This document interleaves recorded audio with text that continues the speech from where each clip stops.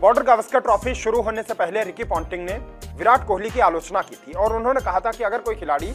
5 सालों में 2 शतक लगाता है और उसके बाद भी वो टीम में बना हुआ है तो उसके टीम में स्थान को लेकर के संशय होना चाहिए। विराट कोहली की आलोचना की थी रिकी पॉन्टिंग ने, लेकिन पर्थ टेस्ट में शतक लगाने के बाद विराट कोहली ने रिकी पॉन्टिंग की बोलती बंद कर दी है और अब रिकी पॉन्टिंग के भी बदले हुए सुर नजर आ रहे हैं। रिकी पॉन्टिंग ने विराट कोहली की तारीफ की है और उन्होंने विराट कोहली का नाम लेकर के मार्नस लबुशेन को नसीहत दी है और एक तरीके से उन्होंने कहा है कि विराट कोहली से लबुशेन को सीखना चाहिए। मार्नस लबुशेन का जो है बुरा दौर जारी है। इस साल खासतौर पर टेस्ट क्रिकेट में उनका एवरेज बहुत खराब रहा है। WTC 2021 और 23 वाला जो साइकिल था उसमें लबुशेन ने अच्छी पारियां खेली थी और ढेर सारे रन्स उन्होंने स्कोर किए थे, लेकिन अगर हम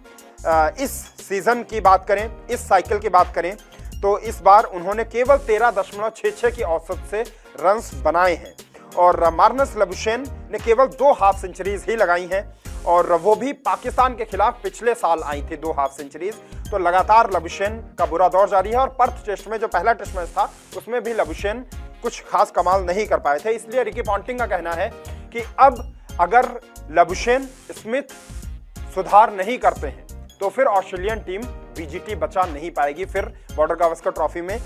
ऑस्ट्रेलिया की मुश्किलें और ज्यादा बढ़ जाएंगी। अब वक्त आ गया है कि लबुशेन और स्मिथ को अपने प्रदर्शन में, अपने जो खेलने की स्टाइल है उसमें कुछ बदलाव करना चाहिए और रन्स स्कोर करने चाहिए। साथ ही साथ विराट कोहली की तारीफ में उन्होंने कहा कि जिस तरीके से पर्थ टेस्ट में विराट कोहली ने रन्स स्कोर किए हैं उसे देखकर लगता है कि वो अब फिर से अपना नेचुरल गेम खेलना शुरू कर चुके हैं और उन्होंने जो ब्रिलियंट 100 लगाया उससे अब उन्होंने रिदम हासिल कर लिया है और अब ऑस्ट्रेलियाई खिलाड़ी जो हैं लबुशेन और स्मिथ, इन्हें भी